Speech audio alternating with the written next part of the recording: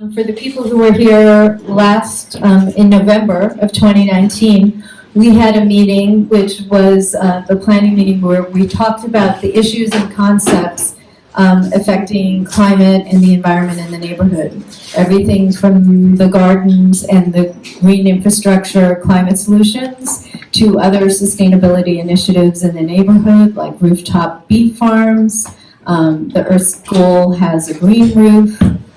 There's solar projects, and then we also spoke about what was going on the waterfront, which is the Eastside Coastal Resiliency Project, which is embedded now with a lot of controversy because there was an initial plan the community had worked on for 4 years that suddenly got dismissed now almost a year ago by the mayor, and the new plan is entirely a very destructive plan. It's going to demolish the entire East River Park from 23rd down to Montgomery, bring in landfill and build it up by 10 feet. And we've been very involved in that opposition. The spring will be the last spring that we will have full access to the park. We didn't even know if for the Ecological City procession we would be able to get a permit, but the parks did invite me to submit a permit, so it looks like we will have access. But this will be the last year for many years to come that we will be able to do it in this way. So in the future, we may only be able to go to some section of the park that might be open, or we'll be going to sections where we can't reach the waterfront. But, we're not gonna stop doing the procession. Just because we don't have access, we'll just bring attention to what we don't have access to. So tonight, we're presenting the artists who've been working on the designs that came out of the concepts from last November. So we kind of honed it down after the meeting to the ideas of zero waste, carbon sequestration, climate solutions and water, sort of climate resiliency, and sustainable development goals is another one, and how those UN Sustainable Development Goals connect locally within each of the sites, so that the procession, like all of this creative energy, is culminating in May 9th procession that is 6 hours long and goes to 20 sites between gardens, the neighborhood, and through 5 sites along the East River Park waterfront.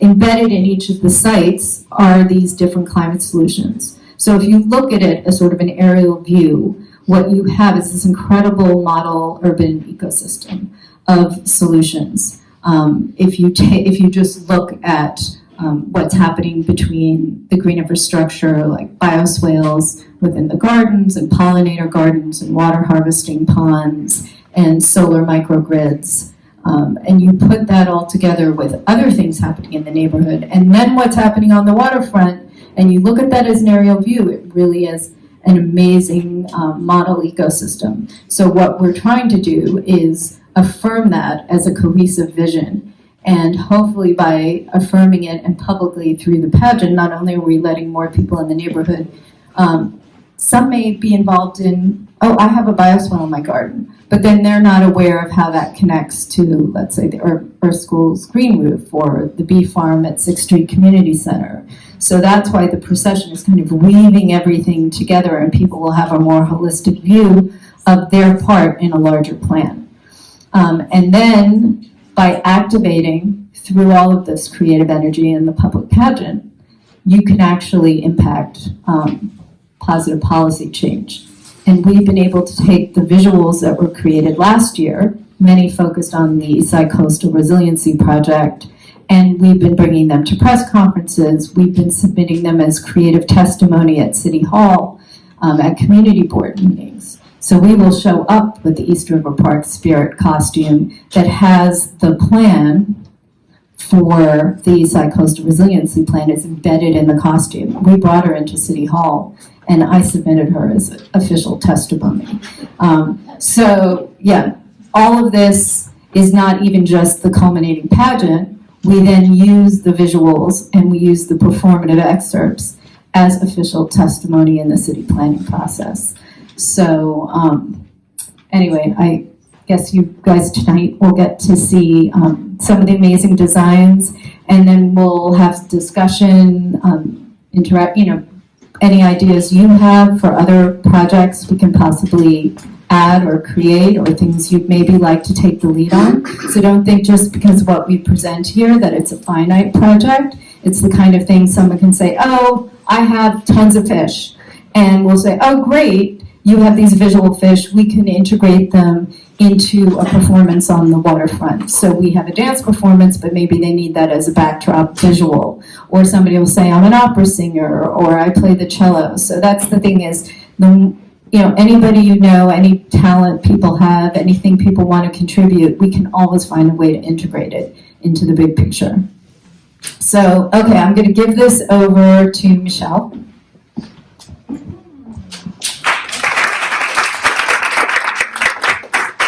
So, some of you know me, some of you don't. I've been working with Felicia since 2009. Started off with the Hudson River pageant, so we get the next one. So I'm going to be showing costumes that have stayed on and have been, a part of the pageants for the last few years, even though we're not at the Hudson River anymore. So these are the 4 energy spirits. They've kind of lost their turbines, but we do have solar power, geothermal, wind, and what's the one in the water? Water turbine. Tidal turbines. So I wanted to show how really, essentially, I'm an installation artist, and I actually never draw my work before I install it. I really am someone who gets myself absorbed in the moment with my materials, and everything I make kind of grows as it goes. But it's been interesting for this project over the years to actually draw out a design and make it real. So this was one of my very first designs. It was supposed to be for the river grass skirts, which have been a part of the pageants for many years now. And then, next one. And then here they became. And when they were first worn, and they were on exhibit over at the World Financial Center. And everyone got to see them grow over time as they were put in. Next. So this is blue crab. All these costumes were originally based on native species from the Hudson River. And so just so you can see, going from concept to real, I really try to tie it all together. So we always have out images of the costume designs on the walls so people have it as a reference. Next one. The oyster spirit. The best thing about this was that my ex-husband went to all these oyster bars because he used to not be kosher and would just get all these oyster shells for me all throughout the city. Next one. So now coming into the garden pageant. So yeah, Pedro, you're just like totally like, yeah, I made that. I was part of that. And Rosa too, with doing the silk painting. And she got to learn about what artist? Who did you learn that does the tidal wave? Hokusai. The Hokusai's wave. So we get a little art history too when you're in my workshops.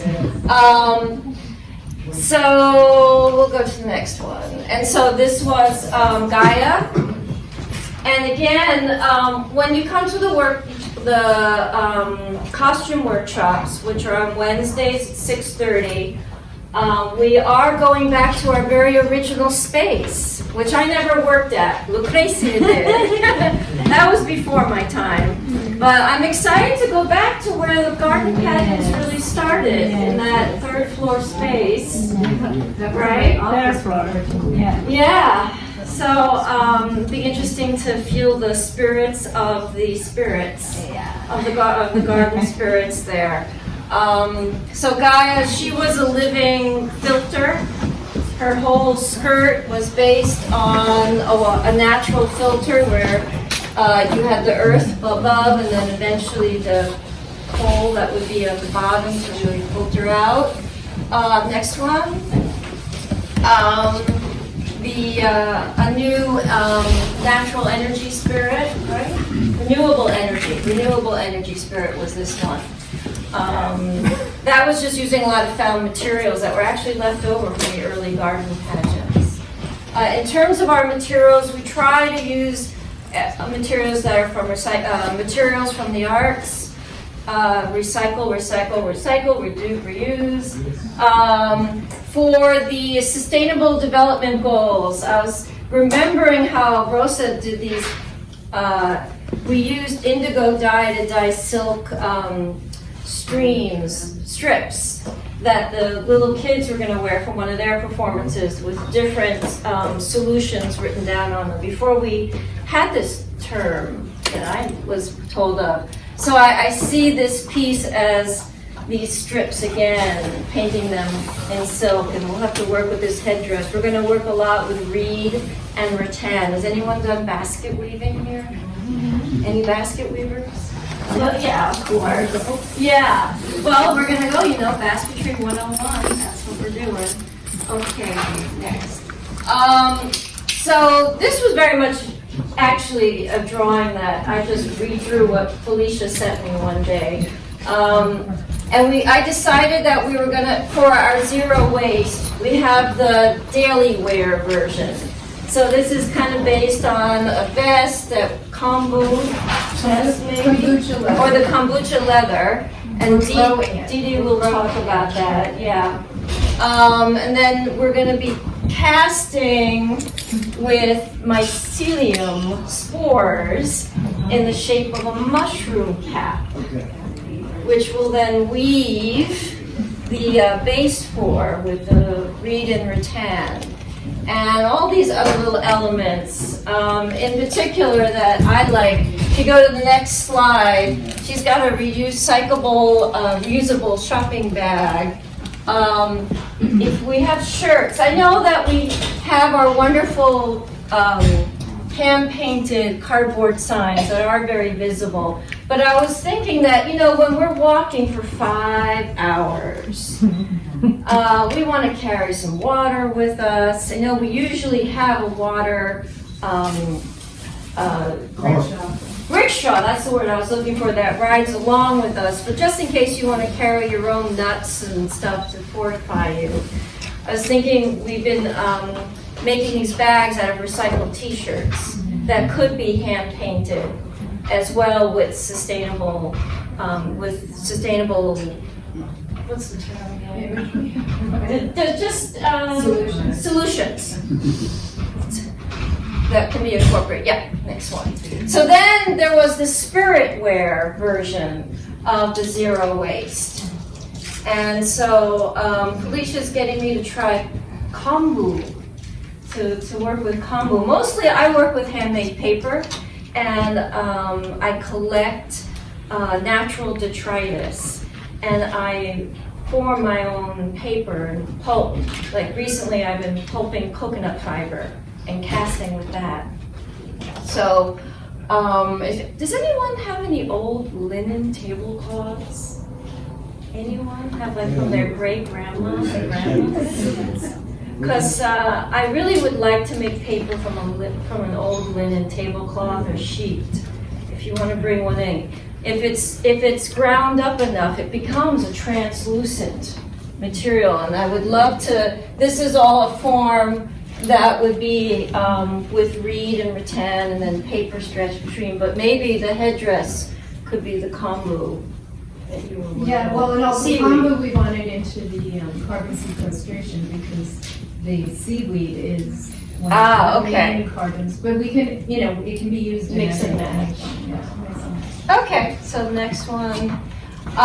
So another one was working with the carbon sequesters. The kombu can maybe even become a part of the algae. Yeah, exactly. Yeah. So it's very simple. But I'm thinking of those African raffia costumes that move, and so this could be a very much person who wears this has to want to be bouncing and dancing and have special music. We also got nori, like. Yeah, I want to use the nori, could also be in the headdress too. We got large like nori sheets, the kind of you sort We of did. seaweed sheets that you can feed fish. Okay. So we're experimenting. That can also be stretched. And using the methyl cellulose can really be formed around a reed or rattan form. Okay, I think that's it. Do we have one more? Oh, no, we do. Okay, this one is a hopeful one. We'll see if we get to this one. But another carbon sequester. What? Yeah. So this was another experiment to try and do, was to have a mushroom, but to really grow them. We can buy those mushroom kits. We did. We did. Bought them today. Okay. They're on their way. Because I love that yellow. Woo. Yes. But- yellow oyster. Yes, yes. And thinking about that as a headdress, casting that form. And then the body is really just burlap stuff, probably with beans and stuff. And then she'll just be like waving around. You know, I just am thinking about the dancers that we've had this one piece several times where these women wear these gloves. They're the gold gloves and they have the extra long fingers. What's the dance troupe? Art in motion. Art in Motion. I just can see RuPaul joining in on it with that giant club. So not to be Edward Scissorhands or anything. Okay, I think we're done now. Yes. Yes. Okay. How about the earthquake spirit?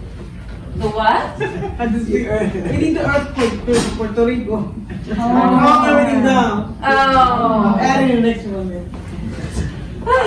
Listen, I think my first year I did 4, 8, 12 costumes. The first year because we had the, yeah, it was that many. Oh, yeah, well, we've reduced it, I think, since then. Yeah, We're so if we we're could- doing more like, 4 is a good number. 4 or 5. I think I showed 5, but we'll see. Okay? So, March 4th. That's right? the first costume, First. the puppet. Lucrecia is now going to present for the Saturday workshops, the puppets workshops, which start on February 20th. Okay, thank you, everybody. Hi everybody. After going to research and all the concept for this year, I found this picture is more than a picture. It means something. So connected with all research I was making, it's like I feel so ignorant at the beginning. So but when Felicia told me, okay, these are the concepts, I went to research and I learned a lot of things. I'm still learning, and I make designs. But now next one, yeah. So my name is Lucrecia. I am a visual artist. I am teaching artist also. It's something I really love. I love being in my studio, but also I love working with the community, with kids, with senior center, and of course with the community, with people in the Lower East Side in different places, especially for working for a good cause. That is the best. So I am a puppeteer also. And I have been working with Felicia since 2001. I was a volunteer for 2 years, and after I became to be a director of the puppet workshop. Like it's true, Michelle, you said we were working in a community center. I feel so happy to come back after 20 years when I started in a community center, working for our celebration, coming back again and see more people involved than before. There are more organizations working together. That is amazing. So it's really great. So the workshop I'm going to give are on Saturdays from 12 to 4 o'clock, 10 sessions. Starting February 29 to May 2nd in the community center, 6th Street. Next one, please. Before show the design for this year. It's good to show what we are talking about when we say, I make puppets. So yes, I make a small puppet, but I make big puppet. We can say giant puppet. These are 10, 12 feet tall. And these are made with volunteers. So I cannot make anything in a short time if I don't have more hands to help. So this is a great moment where we can share each other's experiences. I consider facilitator, but at the same time, I learn a lot from each of one go and enjoy the workshops. So the puppet, like I said, are 10, 12 feet tall. We work in the head, but also we work on the dresses. In my own studio, I work in the structure inside to make all connected. So this puppet, here there are examples from the past years. So require one puppeteer for each puppet. So I designed with the backpack, and this you can assemble in the moment it's the parade, and you can go into the storage to separate part and put in the storage. Are not too heavy, but it's a long parade, 6 hours, so require at least 2.5 hours, or each 2 hours change the puppeteer. So we need puppeteers. Next one, please. Yeah, talking about the workshop, it's good to show what about the workshop. The workshop are 10 sessions, and I divide in chapters. So I call the chapter 1 is introduction, and we work in the structure where we are going to put the clay. We are using, I already bought 250 pounds of clay. This is heavy, it's a big bag, so it's very heavy. It's a air clay, so you have to cover each time you work on the sessions after we finish, because dry very fast. So this is a picture where we using the clay, modeling clay, following the design. Yeah, that is a great share each other, the hands together. It's very hard because it's just one face, and too many hands and many ideas working in just one piece is not easy, not really easy. You know how they need to be agreed on certain things. So it's challenging, but it's great. So it's the way we learn. Next one, please. So the chapter number 2 is paper mache. This take like 3 sessions. The chapter number 1 is like 2 or 3 sessions also. This one I try to make in 3 sessions.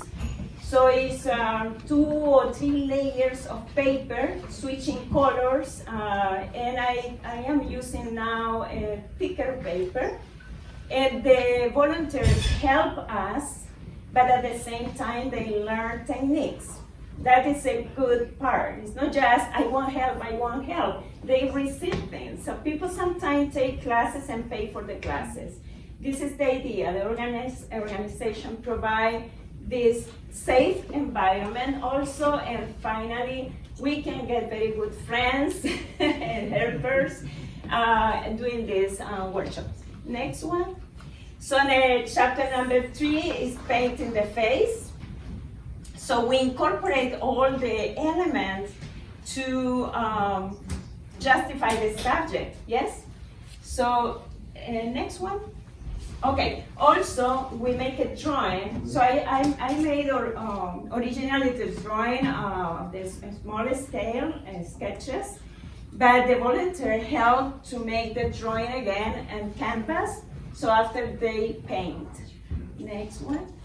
So there are simultaneously work I do in my own house, like for example sewing the 10 feet fabric for the dress. All of this is impossible. We cannot make in the studio workshop because we don't have much time.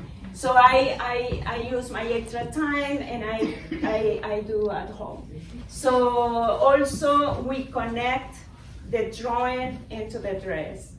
Volunteers also work in another thing. Volunteers also give ideas what we can add to make this character stronger in terms of the concept, yes? So next one. Okay, now is the really the design for this year, 2020. The idea of this process doesn't start just in the workshop. It starts before. It starts just when we finished the parade last year. Felicia worked in the new one. So Felicia suggests, and in this case, she suggests to me what are the concepts, the subject we need to work, so the name of the character. So I do research and I learn a lot. I have many ideas going on in my head and send sketches. And finally, we agree to the final drawing. So the first concept is carbon sequestration. So I encourage you to write the name because you can do your own research and you pass the voice about what is this, yes? So, but my responsibility as a visual artist is show on the puppet all these concepts. So, but the thing I can say, the carbon sequestration is like a storage. It's the storage where the carbon is waiting, yes? So plant, soil, coastal wetland, mangroves, and seagrass, etc. There are more. So how I express this in a visual way, so now you can recognize, okay, there are trees with a very deep root into the water, etc. It's a very interesting. Now, my eyes seeing totally different thing right now. I moved recently to Long Beach, and I have to drive to the area where I can find one of the things. I say, oh my God, this is super important. Yes? So that is the explanation of what means carbon sequestration. Next, please. Now these are the drawings for the dresses. Also, repetition and repetition. Finally, the people can get it, yes? So here, from and back, we try to make from and back designs. If the time, we have the time, we can make it. Adding also the name of the character. So, but here is the cycle of the CO2. It's something we learn in the school, yes? But we have to repeat again. So there are 3 different areas in the puppet where the people can see what is going on, what the puppet is talking, yeah? So next one is number 2, zero waste. I can say that is a goal. Guide people changing their lifestyles, conserving and recovering all resources. So I learned the letter R for this is super important. Reuse, refuse, recycle, repair, recover, repurpose, etc. Re. Yes? A good idea from Felicia was give each character with a special color. So you can see here, this is tone, the natural tones on the face, with the green color in the letters, so connected with the trees, etc. Next one, also the 2 dresses, the same idea, recycling. The volunteers have a lot of time painting. This is the fun part for the volunteers, painting. The 3rd one and the last is climate water.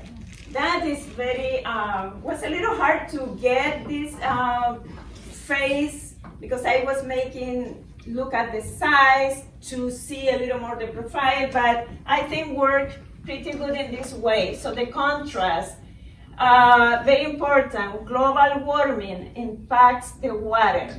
So more water evaporates on lands and oceans warming the atmosphere, holding more water, increasing precipitation. So I made the design here, how the water, more water, they're flooding, well, here all the bottles, plastic on the water. So what happened with the melting glacier and mountain, yes?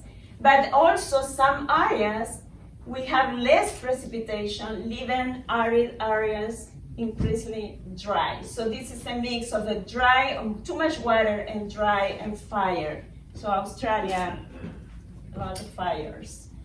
And another half is how the ideal, yes, what is they're supposed to have in our life. So these are the three, it's my responsibility to create a puppet, receive help from volunteers, and then enjoy. That is all. Thank you.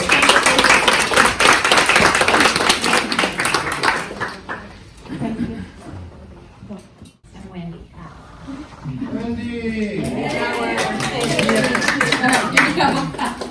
I'm Wendy from Green Map, and I'm been interested, you know, our project is symbol-based and so is this, and that's part of what drew me to these 17 United Nations global goals. And what it, to me it says is that we aren't going to achieve sustainable development, whether or not that's what we're really trying for, unless we include all these things: gender equity, poverty reduction, renewable energy. So it's all connected. So like we just saw Lucretia's beautiful cycles. So I see these squares as a cycle. So Felicia and I have been talking about how can we incorporate them. Do you want to talk about the idea? Can you see this? Is it big enough? Yeah, well, I mean, I think what you see here, this is the route of the procession. So there are 20 different sites.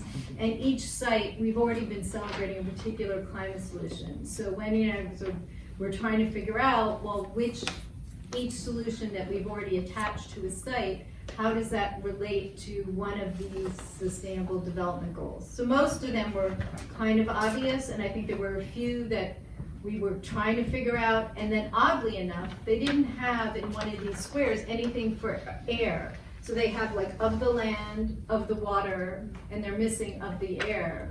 So that was There's room for one more goal. Yeah. So anyhow, we matched how many sites are there altogether? 20 sites to the different goals, and it's going to be a pretty simple process of adding. There's a version of these where each square is about this big to the signs on site. So people can make the global connection from the local action and vice versa. So for some people, these are really daunting to think about, but I think they're important and they're invisible in New York City, even though the UN is just right over there where these came out of. So some of you know the Earth Summit led to Agenda 21, which led to the Millennium Goals, and these are the 2030 goals. We got to get there before that, though, right, folks? Yeah. Thank you. Katie Fragang is one of our artists who's last year she did the mobile mural. That was a 50-foot long mural in 6 sections that we painted in workshops throughout the Lower East Side. So every year she does a kind of community painting project that will happen generally in April that people can be part of. So as Wendy was saying, how are we integrating sustainable development goals? Well, visually. So you saw Michelle had the costume for sustainable development goals, that rainbow colored costume. So that's one of the visuals. Then we also do these cardboard cutouts that can get painted, and that's something great and very easy for people to come to the workshops. You don't even need to be a skilled painter to do part of it. It's almost like filling in a coloring book, just patience. Because we'll have some people sketch it out. But we're thinking of just imagine this with cardboard. It's like a simple round earth design. We can put the SDG on there and then have a painting of, let's say, bioswale. And so the SDG would be of the water or the number that relates. The idea is trying to get people to connect what those symbols are with things that are actually happening here in the neighborhood. So you're taking like global symbols and connecting them on the ground to what surround us. Then another also piece that Katie's going to be working on is a scroll, like a scroll mural. So this is approximately 4 by 4 feet, and it'll be almost like a roulette wheel mandala with all the 20 different sites and the climate solutions.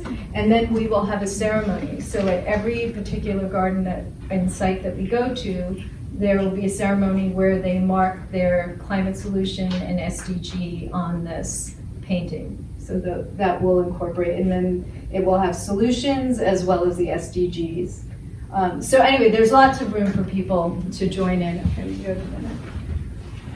So these are sketches from the mobile mural of one of the panels. So we did it included 3 sections of the East River Park. So it included Stuyvesant Cove, the section here of Loisaida, as well as down by 2 bridges.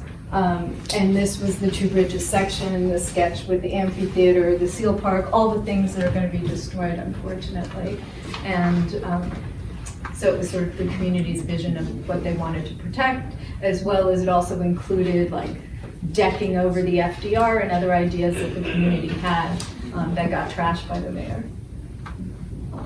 This was one of the workshops. So this is in front of Lower East Side Ecology Center in the East River Park by the Fireboat House. So throughout April, every Saturday, we ran workshops at different locations. And that was the amazing thing, right? We could have just done it we were at this 2 Bridges Community Center last year. We could have run all the workshops. It would have been a lot easier. But we said, no, that's not the idea. We want to try to engage people from these other pockets of the neighborhood. So we ran a workshop at the Parks Department's Asher Levy Rec Center up by 23rd Street. So we got Stuyvesant Town people, and Solar One partnered with us on that to engage that community. So they painted a panel, Lower East Side Ecology Center assembled a crew.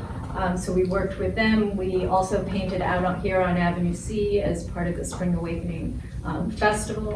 So we'll be doing that again in April, but we'll be working on these banners. So it won't only be the scroll map, we'll also have some kind of mandala design that can be given to each of the gardens that they can put up on their garden fences. So that was one of the completed panels. But if you can imagine, it all fit together with bamboo poles and was 50 feet long. It's another one. Yeah, they're hanging in a gallery space. And these were the year before she had done, which hopefully maybe we can get the gardeners to bring these in and refurbish these banners for each of the garden sites and their climate solutions.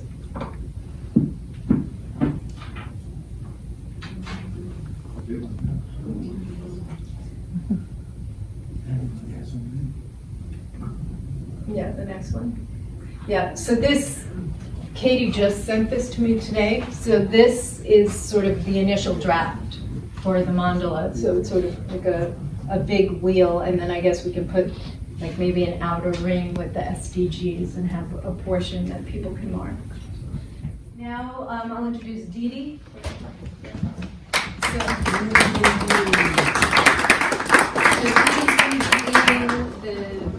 She creates this bioremediation sculpture, and then in addition to that, she's leading the first 3 workshops, and she'll explain all that.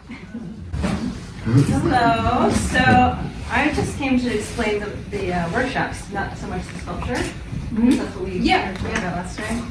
So these basically we just have some slides going over kombucha leather, which is kombu you're calling it, I guess. I didn't. No, that's different. We're using seaweed, actual seaweed. Oh, some other things. Right. Yeah, Okay. kombucha's different. But kombucha is different.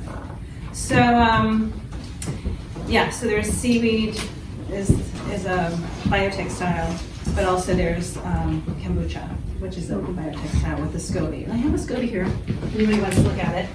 In this coconut oil jar. And this has been in my fridge, but a lot of people keep them in their fridge and they call them Scooby hotels. You can just keep adding more and more, and that's where you can store them, and they stay dormant in the fridge. It's best to keep them outside of the fridge unless you're gonna maybe keep them for a long time. Dormant is good. So this one I've just taken out of the fridge because I wanna use it soon. And some people say don't put them in the fridge, just letting you know there's a lot of back and forth and all this stuff. It's all kind of, the fabric part, which I'm getting into, is definitely experimental. If you look online, there's a handful of people actually doing this. And I did, after I saw a TED Talk in 2010 or 11 or something, I want to do this. And so I had a plan to make this dress with seaweed and kombucha, and then it would all be like really good for your skin, and you'd wear it, and you could just throw it away when you're done, and it would be great for the environment. So, and if someone pushes you in the pool, it's okay. It's really good for the pool too. It'll make the pool better. Might actually get rid of the chlorine, which maybe they don't want to do. So, and then maybe it would be gone, and you'd have to get a towel made. Yeah, my cow might bear in the rain. Yeah, well, then if you fall in the pool, but anyway, I just go down a rabbit hole there. So, kombucha leather. So, do I click this forward or does somebody else? I can do that. Oh, do I go like this? Yeah. Give me the special signal. So, what I do, Masters of Succession, the idea is the succession of air, water, soil, and cells. The soil succession starts with you do your composting and the soil gets better and better and better. You add things to it, the soil gets better and better and better. And the more we live, the more we add to our soil, it gets better and better instead of getting worse, which it's doing now. That's the succession of soil. And there's some land in the Amazon they call terra preta. And that's where I learned about soil succession, which is a very interesting ecological project where they found all this really amazing soil after the people who lived there were gone or died or were killed. But anyway, the soil is there, and they call that soil. So the succession, so the masters of succession of air, water, soil, and cells, not the succession of kings and queens, but of frogs and bees. So anyway, I'm using all of this, is inspired by permaculture. I studied permaculture in 2009. So I'm trying to live, take myself out of this, I guess the default world, they call it Burning Man. Take myself out of this world and live, so all my byproducts are good for the environment, and then I do that through connecting to other people and connecting to other things and groups. So the connectivity part is really important, where obviously, so the more we connect to other groups and people, the more we'll have their waste or their resources, if they're doing things that are cleaning water, air, and soil as byproduct, right? And we do. Anyway, we gotta think about it. So that's symbiosis, connecting, and bioremediation. Everything we do is, and so I call that LOBS. So it's MOBS. I've actually added the B to beneficial, Masters of Beneficial Succession, so we can mob together more. So we can be mini mobs and then group to master mobs. So LOBS, mobs.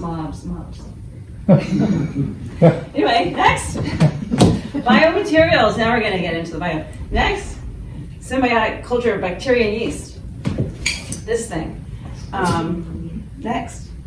That's this. The first video I watched of this woman made. We have the video to show after your. Oh, great! This is perfect. Yeah, Suzanne. She's did the TED Talk. Yeah. It inspired me. I'm going to make this next.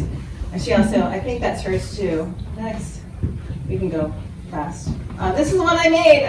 So I did 7 of these mixing bins, this big, by the way. And they come out to this big because they shrink. And I had it in for 2 weeks because I had to get it done for Garbagia. And so I threw it together, and it was very thin. So what happened is a lot of it I guess you can go next. And the thicker one, this one is from Ray. Wendy and Ray gave me that one, see? Connectivity. And this one is maybe from JK. I mean, people were giving me their scobies. So I was accumulating the products for my piece. And this she just came out of nowhere, Nick's friend, and said, oh, I heard you had a costume you wanted me to wear. Oh, put this on. And she had this bra thing that worked perfectly, and she put her shirt down on her, and it made a skirt, so it worked out. I threw that on her head, and Marta came over and did this. So anyway, next. So this is from last year. Some students were part of the ephemeral piazza, which is the idea of the connectivity, bringing people together to share their lifestyles of beneficial succession together in a piazza kind of environment where it's an economy. They brought this, and there were other people who did mushrooms. The next one, well, oh no, mushrooms are later. This is how I dried it. The screen probably isn't the best idea because they actually can see how it kind of sinks in, unless you want the pattern. I didn't really mind that. It's good. For the thinner one, it's a little more difficult, but we'll try different things to dry them on to see what kind So of that Susan, she says wood. Yeah, wood. Somehow, okay. I think she treats She even her. has dress forms in wood where she can place it. Right. And it dries in the form. I know, it's really cool. Do we have wooden dress forms? No, we don't. Anybody? We'll reach out to the community. So I guess next. This is a way, I know I saw this online, you can make maybe rolls of it or just keep making lots of it. Because how do you make, like it's just not, we'll make a little bit, we won't make a lot, we'll need a lot of space. So this is an idea of how to scale it up. I guess next. This is my accumulation. This is seaweed I was gonna add to it. And this is kind of like, I don't know about that, right? So next. And this is what I made out of the few pieces I had left. I feel like I'm doing like this. I pinched it together, I didn't sew it. Mushrooms next. So we're moving on to mushrooms now. Mushrooms are roots. The mushroom is the mycelium. This is last year. She brought this. She made this little. So we'll have to do little things because it all has to fit in an oven. Yeah, and we also got like little candy, like mushroom candy. Yes. So you can have little Amazing. mycelium, actual 3D. So whoever comes to the workshop will make little things, you know, not a big giant lamp or anything. But that's the material, and it's from the Ecological, which is up past Albany. They won the Buckminster Fuller Award in 2010 or 11 or 12. Yeah. So this is a packaging they made with it, and that's how it's a really good sustainable material. And it doesn't cost a lot. I saw on their website that you can buy a cooler for $10, like a mycelium cooler for your picnics. So everyone buy a mycelium cooler. IKEA's using it. They have a contract with IKEA. Oh, IKEA's amazing. right now using Starbucks. Like, we can think positive with the future now. It's like things are happening. Look at all this stuff. Everything can be made out of mycelium. And it's really strong. Like it's super strong. You can build buildings and like even, you know, here's some different forms. Like this would be easy. Here's, because it takes whatever shape. It takes the shape. You know, just like grows. Same with kombucha. It'll take the shape of the top. This will be round. So I had a star. How long does it take? Huh? How long does it take for it to actually? Kombucha? Yeah. 3 weeks, up to 3 weeks. I mean, it just gets thicker and thicker and thicker and thicker. And the Ecological company is doing this with mushrooms, and they have this like foam. Now they've created a foam out of the mycelium, like you know the makeup things. They make those. Anyway, you'll see. I guess next. This is the substrate. So when that comes, it takes. You can go next.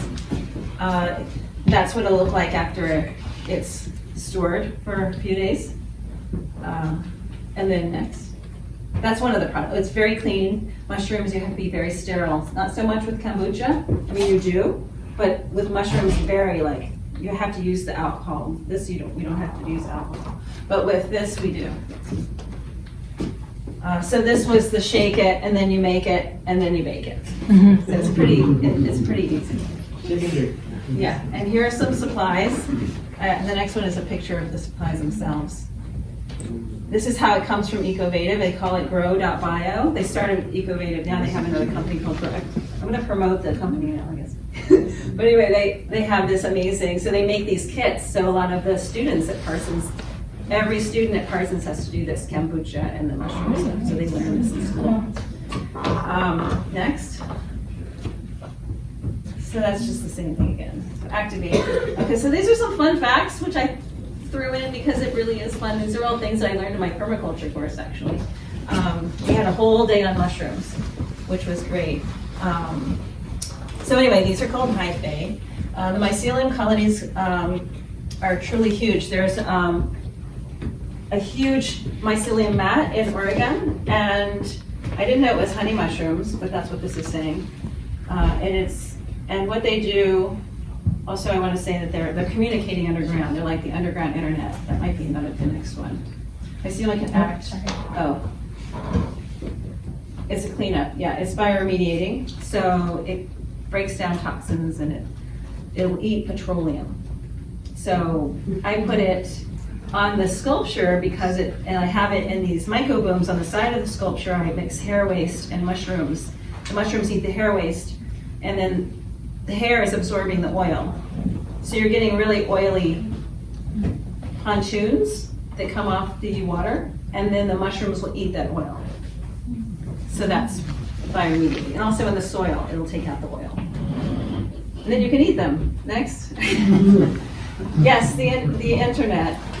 They communicate with each other. So there's an underground internet of mycelium that's telling the plants, like, oh, there's a disease coming, and so they can go through, or this one needs some sun. Can you over here give this one some sun, or whatever they want to say to each other. I don't know, but they're talking.